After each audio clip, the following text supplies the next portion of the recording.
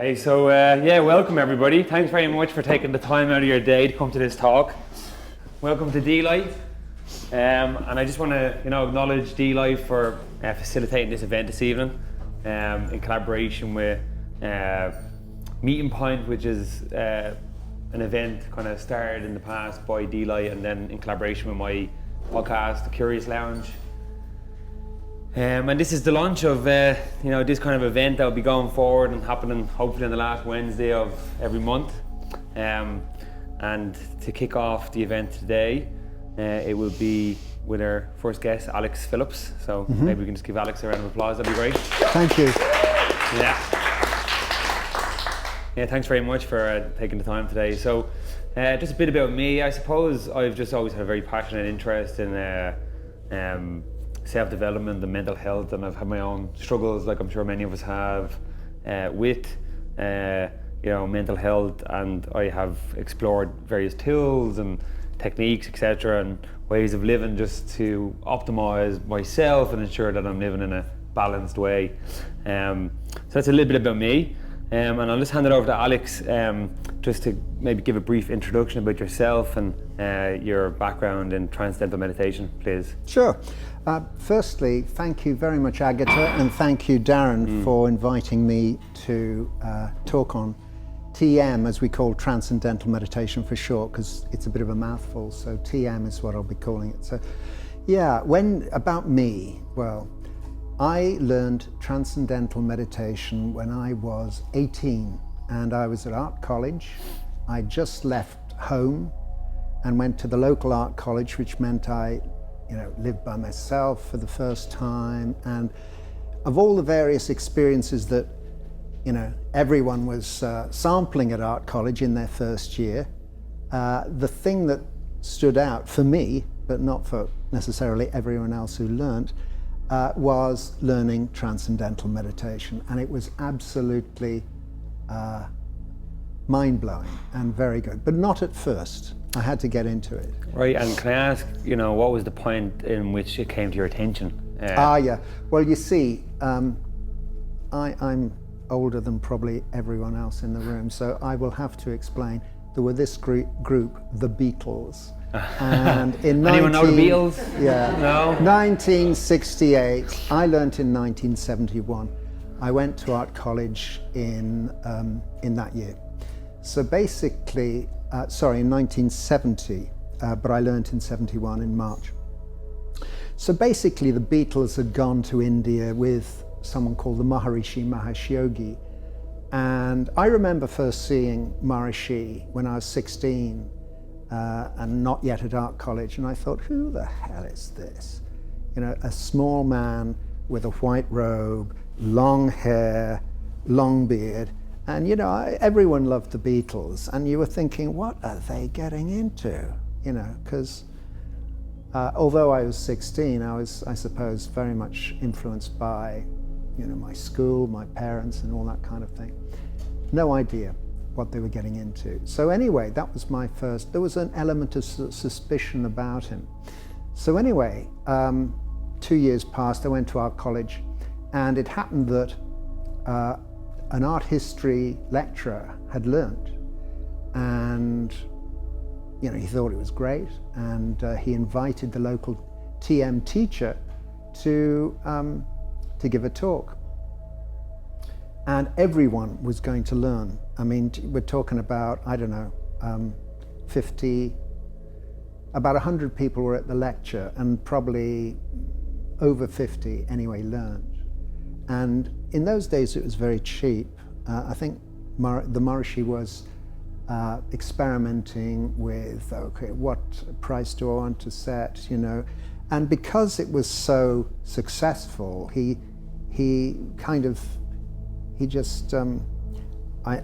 I'm imagining he had a very low price, and a typical student, I negotiated the price down, and then I got my dad to pay. So anyway, I'm not saying that was a good thing, but that's what I did because I was a student, and all students tend to be like that. And I didn't know what this was. An effective strategy, clearly. And very, very for me. Anyway, the thing is that I read the literature on Transcendental Meditation, and I was Before very you impressed. actually practiced it? Well, yeah, I mean, I was at the art college, people were talking about it, the lecturer explained about it in class, and he was very bright.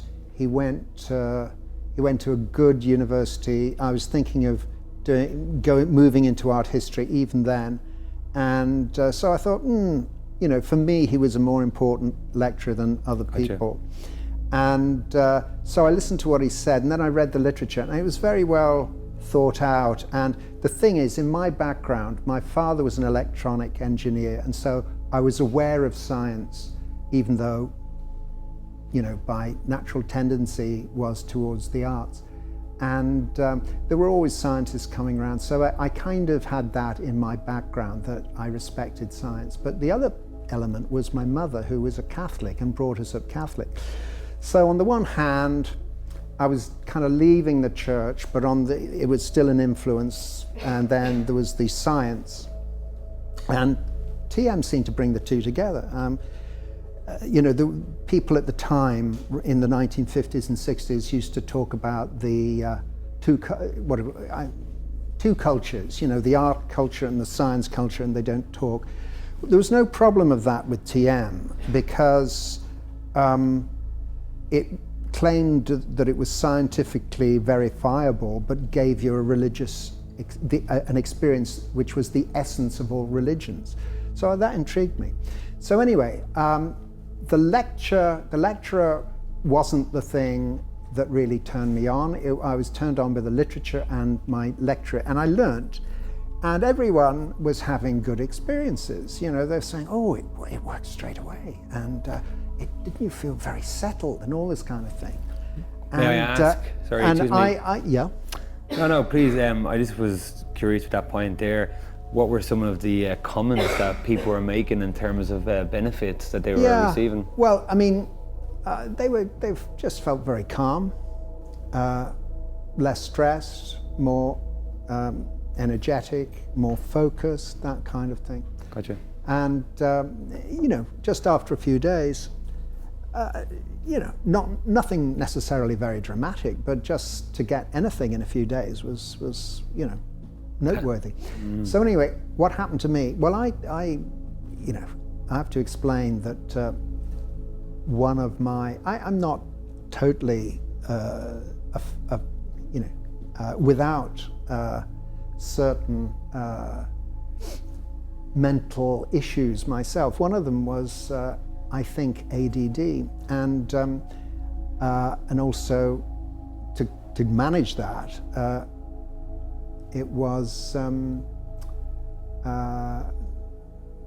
OCD, and I think that element of the OCD made me try too hard, and I kind of was thinking, how do you they say, okay, do this, well, what do they mean? Do they mean that, or this, and this kind of thing? And I was all too intellectualizing about the whole thing.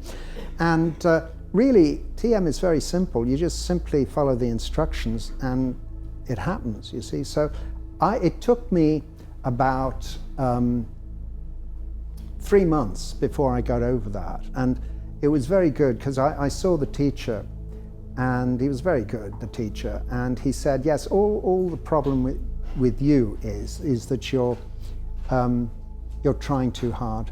So just, you can't try not to try. So just be regular with the meditation, twice a day, 20 minutes morning, 20 minutes in the evening, and you'll find that because it's easier to do it correctly than incorrectly, you'll just get bored with trying, and it'll start to work. And that's exactly what happened. Right, and when you say 3 months to get over it, you mean it was 3 months of practice to help resolve? Before I was enjoying it.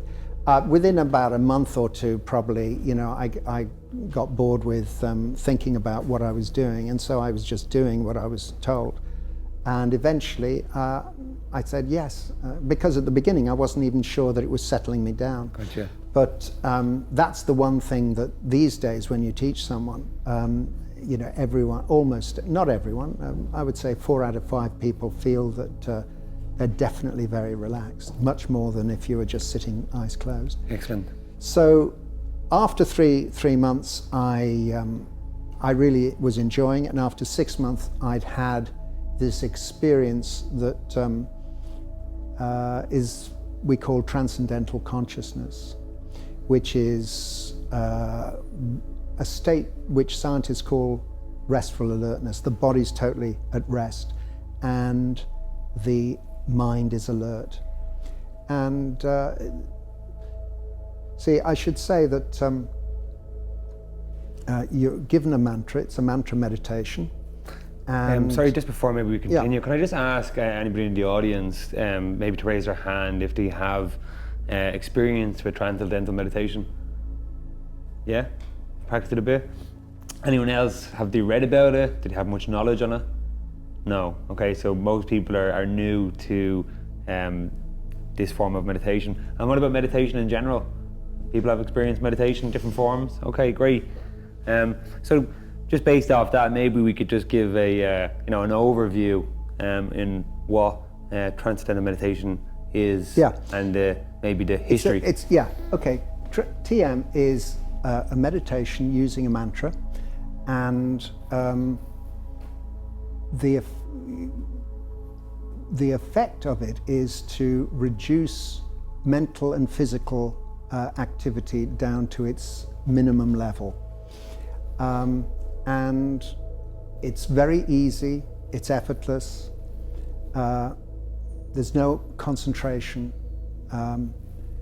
and you do it 20 minutes twice a day, sitting comfortably in a chair like this, and you close the eyes obviously, and after 20 minutes you stop thinking the mantra, wait a couple of minutes and then go into activity. Excellent. And you feel more energized, more focused, and more relaxed, and happier. Great, and thank you. And just in terms of the origins, and the history, could you touch a little bit on, how it was discovered, how it was developed, and maybe who developed it? Maharishi Mahesh Yogi is the founder of the TM organization. I'll tell you the story. How he started. Basically, it seems that he learned Transcendental Meditation in his monastery with a very famous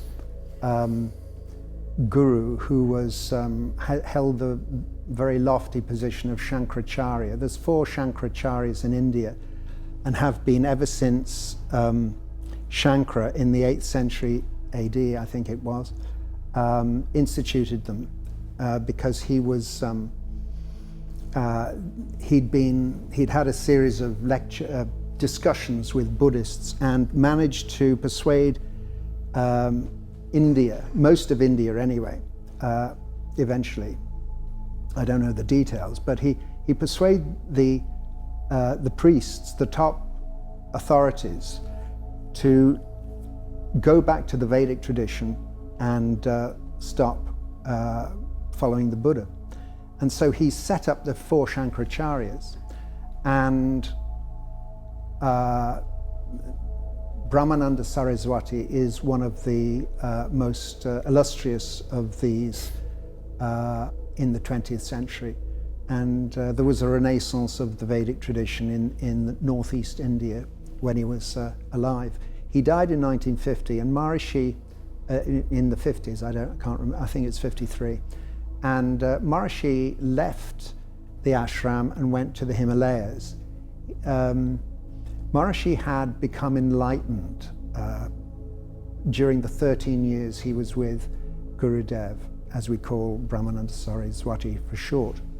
And he was going to just be a monk in a cave in the Himalayas, like many others.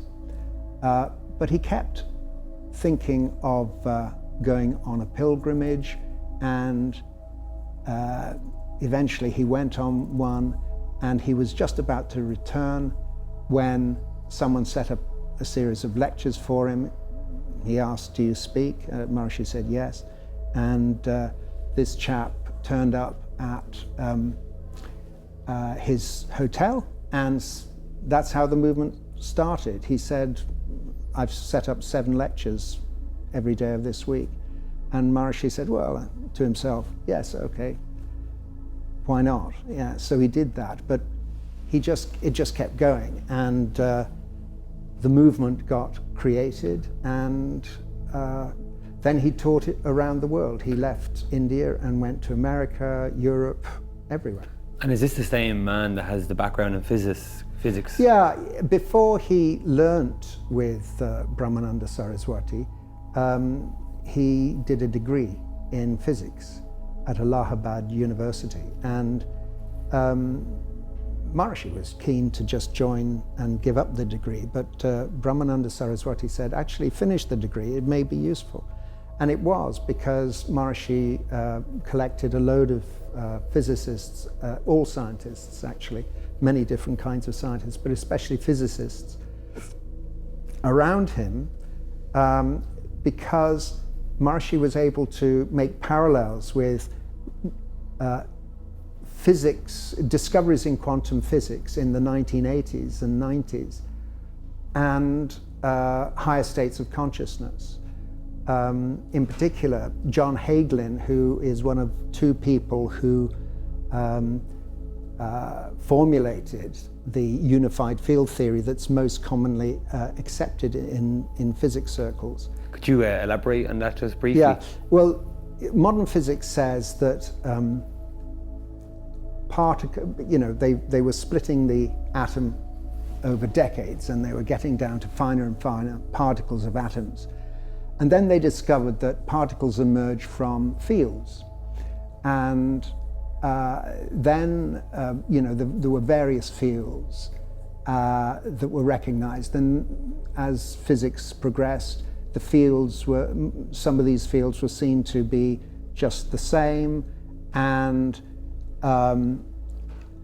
the proposal was that there's just one unified field, a field of fields. And this unified field, Maharishi said, was pure consciousness. So what is pure consciousness? Well, the Vedic tradition says that there is nothing in the universe other than consciousness. It's called Advaita. It's non-dualism. Basically, everything is consciousness. Matter is consciousness. Everything is consciousness. So the foundational kind of level of reality itself. That's it. So everything in the universe is plugged into pure consciousness because it's of pure consciousness. And in human beings, pure consciousness exists at the source of thought. And that's something we don't normally experience because we're all stressed, and the stress in the nervous system creates a sort of fog in the mind. And so we're unaware of the birth of a thought.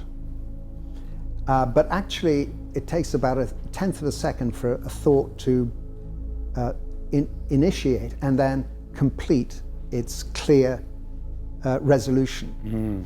I remember one of the things possibly that interested me in TM, apart from what I've already said about my background, is the fact that I had before TM, again when I was about 16, an experience of a thought emerging in the mind as an impulse, just before it became a clear thought, the bubbling.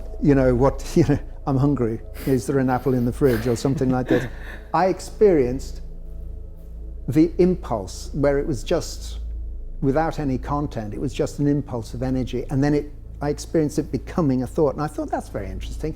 Normally we only think about thoughts when they're clear, concepts and Sure. that kind of thing. It's almost like a singular action. We're just being carried along by the That's train it. of thought That's as opposed to the actual awareness over the thought itself. Well, the thing that was interesting to me was that it had an existence prior. And of course, with Transcendental Meditation, what we do is we think the mantra and we repeat it. And what happens is that because the mind is enjoying the process, it steps down to experience the mantra at an earlier stage, and then an earlier stage, and then an earlier stage, and this is completely automatic because it's enjoying the process. And when we are enjoying something, it is automatic. Do you see what I mean? We naturally are attracted to whatever interests us or fascinates us. The mind goes, meaning we don't have to make the mind go there. Right. Yeah. So because we're enjoying the process, the mind settles down. So through the repetition of the mantra, that in itself. But you see, this was not happening with the previous technique. What happened, Maharishi said, TM is the correct technique of meditation that was lost over centuries, because after Shankara in the 8th century, at some point the technique got lost. And you can imagine why, because it's an abstract thing and you're giving instructions, and how can you tell if someone is meditating correctly? There's nothing you can see. You can only talk about what it's intangible.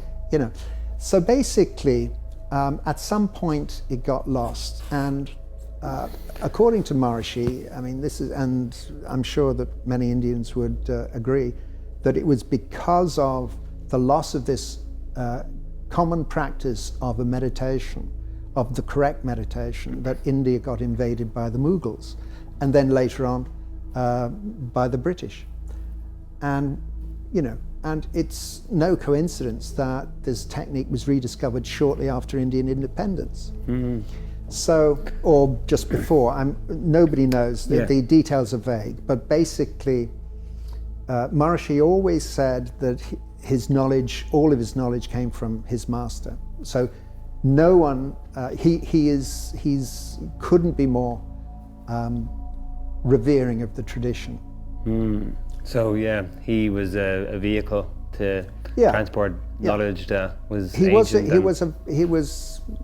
He was a very humble man, and yet he had this huge aim to create world peace. Mm. And this is the most exciting thing about Transcendental Meditation, is not only does it have the ability or the possibility of letting anyone become their best self and reach a state which in the Vedic tradition is called enlightenment, where you've released all stresses in the body, and by virtue of that fact you've completely unfolded your mental potential. Wow. And that is... But, sorry, more than that, when you get groups of people meditating together, you can actually create an effect in the environment. And what the movement was, the TM movement was able to do in the last 55 years or so, is actually do a lot of scientific research. You see, Maharishi was a scientist. He collected scientists. There's huge amount of scientific studies on TM. Yeah. And only 80% of them, 80% of them apparently were done outside of the university that Maharishi set up in the 1980s in America. So it's well researched. But the most interesting research is that when you practice the advanced techniques of the TM siddhis, because there's a lot of development after teaching, that the organization went through, that Maharishi did. He brought out new techniques that were advanced techniques of TM, but also this TM siddhi technique. The siddhis are well known in India. There's stories of levitation and all these supernormal powers. Well, his monastery was one of the places where these sorts of techniques were done. And the purpose of the levitation technique that a lot of us practice is to gain the sort of benefits that we get from TM, we gain all these, but just very much more than with the meditation. The meditation is great, but the siddhis just take it to a different place. And the effects of 1% meditating is enough to create a reduction in crime rate in a city, but with the TM cities, you only need the square root of 1%, so you would need just a handful of people. I know the figures for the UK, I haven't actually found them out for Ireland, would you believe, but in the UK, there's 60 million people, and you would need 600,000 meditating at the same time to create that effect. But you'd only need 750 to 800 people doing the cities to reduce the crime rate. So is that a rippling unconscious and atmospheric impact? What it is that the idea is that pure consciousness is everywhere. It's underlying everything. Okay, and when you meditate, there is a ripple that goes infinitely far everywhere. But it seems like the effect is more localized in geographical space. So if you want to create a powerful effect, you actually go to the place. And in 1993, I was part of a research study in Washington in the USA. They called Washington at the time the crime capital of the world, and so Morrissey said, well, let's actually let's try and change that. And lots of people talked to the police chiefs, the local bigwigs, and got a lot of interest. And so we managed to do a piece of research that used statisticians from each of the 20 universities in the Washington area. And it was for several weeks, and we found that we got 3,000 people there, and the effects were tremendous. There was a reduction in crime, the like of which the police chief said could only occur when there was 3 feet of snow. Wow. Yeah. Unfortunately, I have to say, in honesty, the murder rate didn't change. That was the problem. That's quite intriguing. But would you the crime rate, reason? everything else dropped incredibly. I don't know. You could. Excellent. Yeah, that's very intriguing. A lot of information there. Thank you so much. I'm just wondering. We have Mr. Silly here, which is a little microphone we can pass around. So if anybody has any questions, just before maybe we carry on, if there's anything that's coming to mind that anybody would like to ask, please feel free. Well, I have a question straight away. Yes. I think that many people are confusing meditation with relaxation. If you could maybe talk a little bit about the difference between relaxation and meditation. Sure. Yeah. Great question. Thank you. I guess, yes. Well, you get very relaxed when you meditate, but relaxation you can also get from many other things, like watching the TV, having a nap, reading a book. The thing about Transcendental Meditation is that you're taking the attention to the state of least excitation of consciousness. It's and yet the mind is not asleep. The process of TM is very much like the business of falling asleep, with the difference that you remain alert during the process. You can fall asleep in meditation, and we say that's good if you do, because part of the aim of TM is to release stress, because release of stress is necessary in the body for any mental benefits, because the mind and body are continuum, one affects the other. So the way in TM we work is that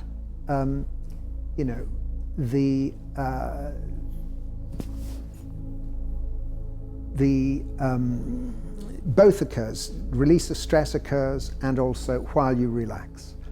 But the mind, during the release of stress, the mind can not settle down. But over the period of a meditation, it settles right down. And sometimes you reach the deepest point, and sometimes you don't. But the deepest point is a point which we call pure consciousness, or transcendental consciousness, or pure awareness, or being.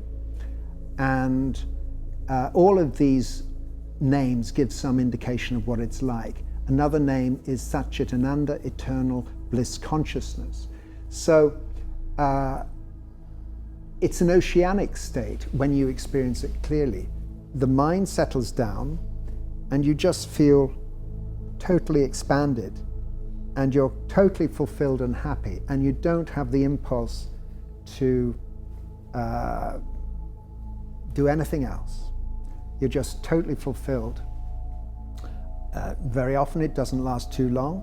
In the early days, if you have a thought, it'll shake you out of it.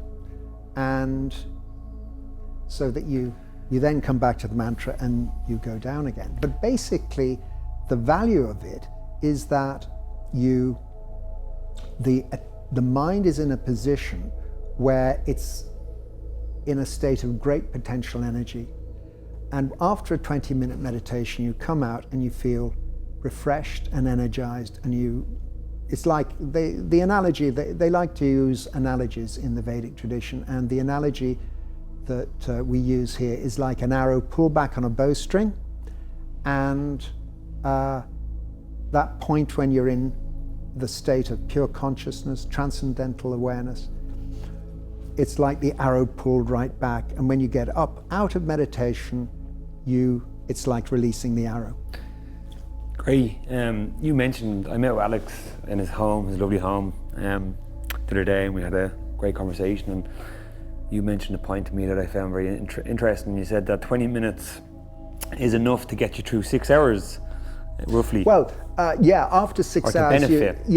it lasts for about 6 hours. Yeah. So I'm quite interested in, could you expand and maybe give some insight into what those 6 hours look like after sitting for 20 minutes compared to what they might look like if you didn't meditate? Yeah. Didn't meditate. It's difficult. I've been doing it for so long, and You don't know what it's like anymore. I can't remember what it was like. And that's the thing, you see, because you get used to new standards of Gotcha. calmness and energy and that kind of thing. So would you say that you're just, navigating those 6 hours in a more calm, composed state? Yes. I mean, basically, let me answer it this way. What do I feel? What have I got from TM? Okay, yes, yeah. Please.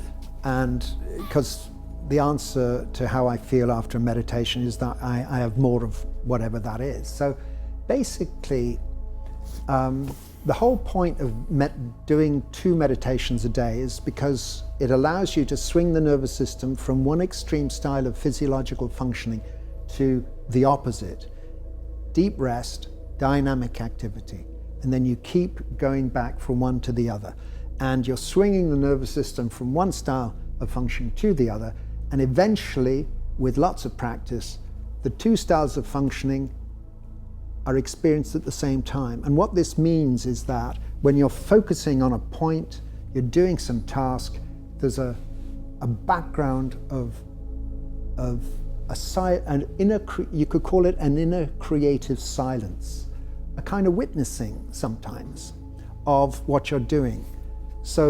That's what you're feeling at the background of your daily activity. And that is actually your real self, because we are all individuals in one sense, but in a greater sense, we're all the same. We're just an aspect of pure consciousness.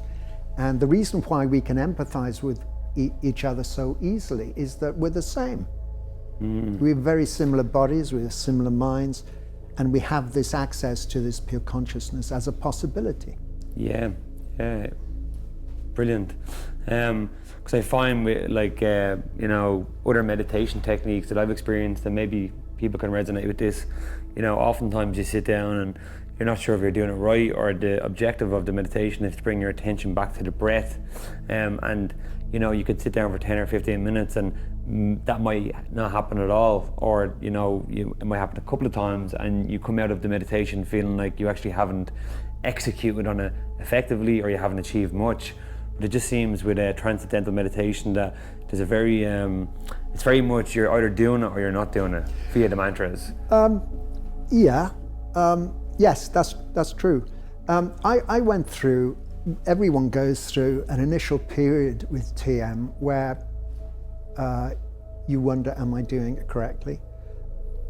But how long is that period? With me, it was longer because I had these psychological issues, and after about 3 months, I just found it was easy and natural, and I just sat down, closed the eyes, and the mantra would come automatically. So, and that's a very common experience. And the settling would occur. And you might not experience transcendence, it doesn't matter. Some people never experience transcendence or claim not to until the very last transcending, until the first time, and then they're enlightened. That is, in theory, possible. Well, it seems like, the real kind of benefit is, not to undermine the goal of enlightenment and the higher states, if that's the correct term for it, but it's a tool that we can practice that influences us in a way to help us actually navigate the chaos of just existence and the unpredictability that can happen day to day.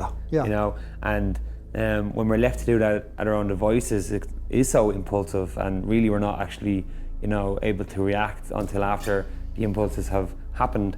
But we can actually get ahead of that with the likes of TM and sit down for 20 minutes and influence ourselves to act automatically in a positive way. Yeah, there's no effort required. You just meditate twice a day, and you just start thinking more orderly, in a more orderly way, and you start having less obstacles to your desires and less problems in life generally. And you enjoy life more, much more. Yeah, great. Sorry, was there a question? So it's a little bit about, you mentioned earlier on about ADD and the connection. Yeah. Sorry, ADD Jill, and the connection that brought you to that. Can you elaborate a little bit more? I mean, did that change something for you on that side? Yeah. That's a good, I knew if I mentioned that, someone would ask me that question. So I don't normally talk about my psychological issues. The only reason I did was that I knew Darren wanted my personal story. So that was it. So I gave him that. So the thing is, my ADD has changed. I still have it. But I'm more able to use it because it's actually quite creative. It's not, the reason you don't get rid of it is that actually you learn to use it. Even without meditation, I think people find it's very creative. Like whenever I listen to a talk, if I'm not interested in it, then my mind goes. But if I'm interested in it, then my mind still goes. But it's creative. I'm interrogating what he's saying.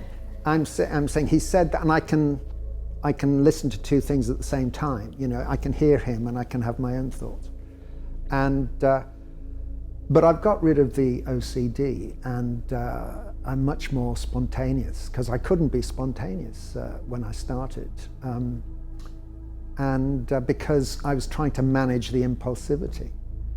And so in a sense, I'm sure, I'm not yet at the stage of enlightenment, but I do have, like many people who have done all the techniques on offer with TM, and who've been doing it as long as I have.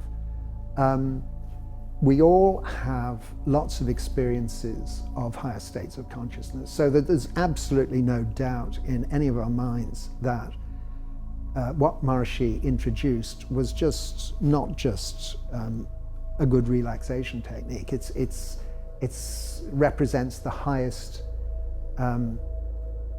an opportunity to reach the highest potential that mankind has on offer. And of course, in our Western civilization, there's not really any knowledge of higher states of consciousness. There is, in the Catholic Church, there's something sort of similar. I mean, there are saints, and one of the tests of a saint is that the body doesn't decompose, and that is also a test in the East for enlightenment. So there are enlightened people. Padre Pio is one. He was supposedly able to bilocate and all these things. But to get into the special powers is just somewhere perhaps it's best not to go, because we like to emphasize that everyone should be doing this just to enjoy their ordinary lives better. And it's the real thing that's valuable about TM is that you enjoy life more and you have less obstacles and more success. Great, thank you. So yeah, I'm just a bit conscious of time. We're kind of coming close to the end, and I know Jill has a question, but you've obviously have a lot of exposure and experience, and play a very kind of involved role in the Transcendental Meditation world. And I'm just curious if you could give a couple of points in your experience and what you've witnessed with people who have begin to learn the technique, the changes that you've experienced yourself and others. You know, maybe you could just touch on some insights there and what your experience has been. Well, when I teach someone and when my wife teaches someone, most people within the 3 or 4 days of the course say they are more relaxed or they have some benefit.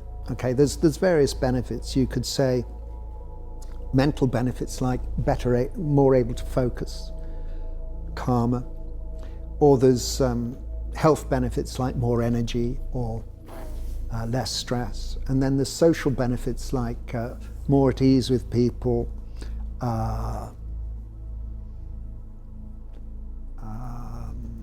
more successful with people, that kind of thing. Or maybe friends are saying, you're looking good today, or you're not as irritable as normal, or something like that.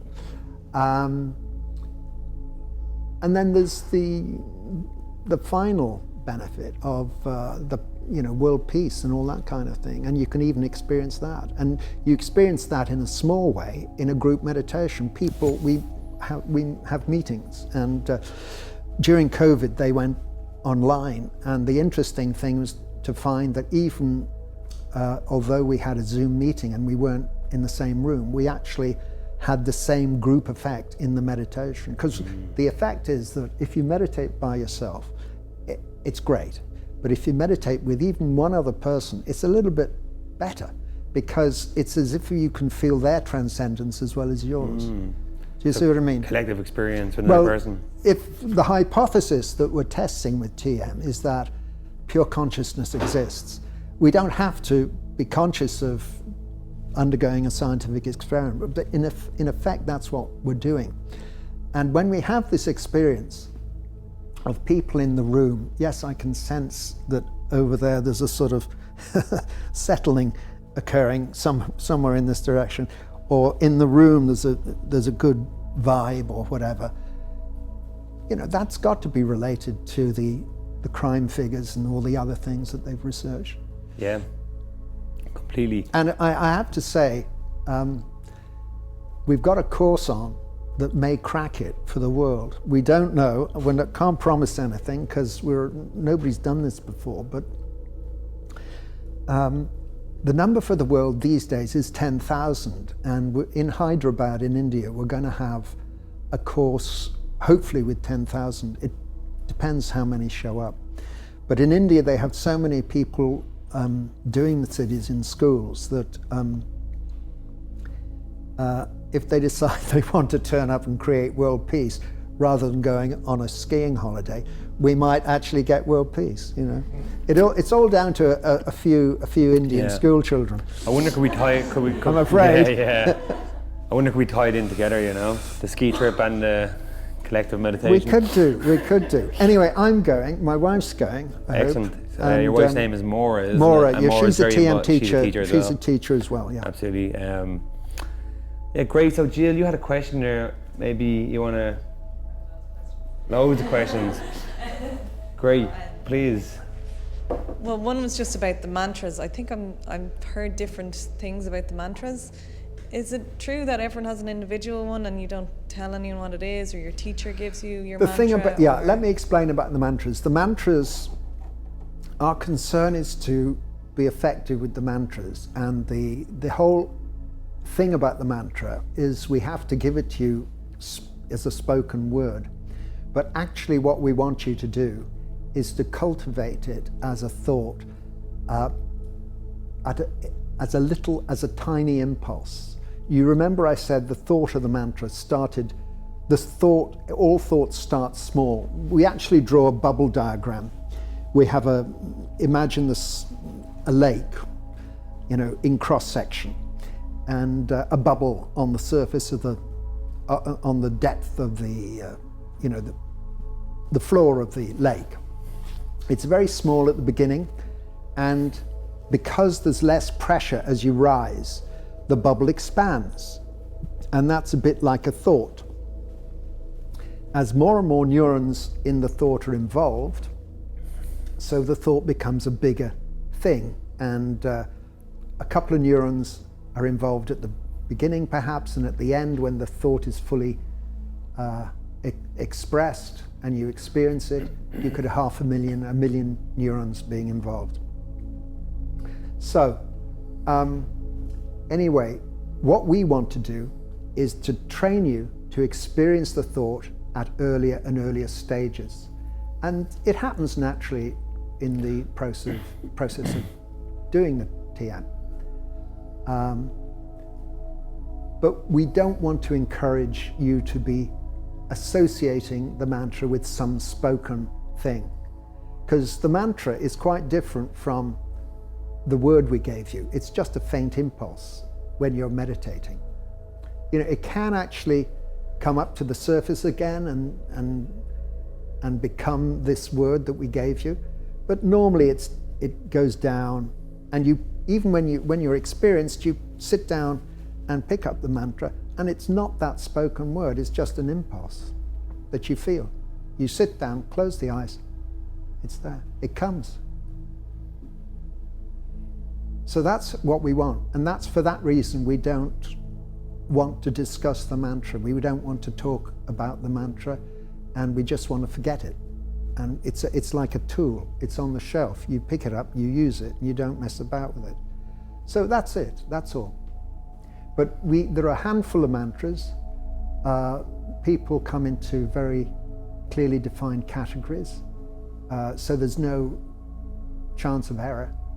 And we choose the mantra, and that's what we learn on the teacher training course. And on the teacher training course, the main thing we're doing is deepening our meditations, because it's only when you've really gone deep and many, many times and had some experiences that are a sign of some amount of development of consciousness that you really can be confident in what you're teaching. So the courses to become a teacher last 5 or 6 months in residence, and you're meditating a lot. Excellent, thank you very much. But I think it's very clear that there's immense benefits that can be gained from this practice that are hard to come by from many other disciplines in life, such as maybe like exercise or other forms of physical and mental activities. Seems to definitely have unique benefits, which the science and the literature backs up. About 600. I mean, for 30 years they've been saying over 600 studies. There's been thousands of studies done, but not all are equally good. So they get rid of the ones that are not so good, and they change over the years. But the good ones never change. There's a core. Like for example, the first study was just measuring the change in metabolic rate through measuring the change in breath rate, and that's such a basic study. It's always been there. Excellent, great. is there any final words that you'd like to, share or leave the audience to consider? Well, I mean, the email. If you see the talks on the email, what I had in mind was to give what we normally give out to people who inquire. And there's a video of Maharishi talking for 3 minutes on TM. Then there's a 20-minute talk from a guy called Bob Roth, who is one of these guys who's a media personality as well as a TM teacher, and he teaches the stars and knows Katy Perry and all these Hollywood people and things like that. And he's a good guy, he's a nice guy, and his is 20 minutes. And then there's the quantum physicist I mentioned, speaking over a longer period of time, 40 minutes. And, basically,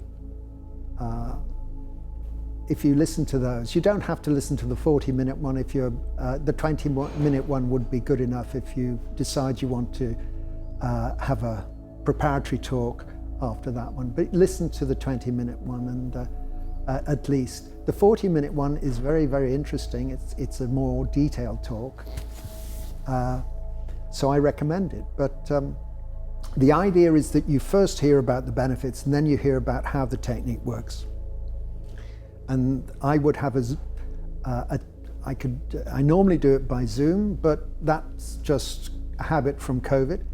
I could come here and give a preparatory talk, very happy to do that. Well, I think I'd be keen to get that set up, and I hope that there's interest from the audience, and we can also get the message out and get more people in. I'd be delighted. Excellent. So thank you so much. Can we just give a round of applause, please, to Alex? Thank you. Thank you very much. Yeah, and I'm going to clap you too, because you're a great audience. Can we give a clap to the audience? I think you were a very attentive audience. Very interested. That's great. That's fabulous. Yeah, thank you everybody for being so attentive and taking the time out today to come. Excellent. Thanks very much.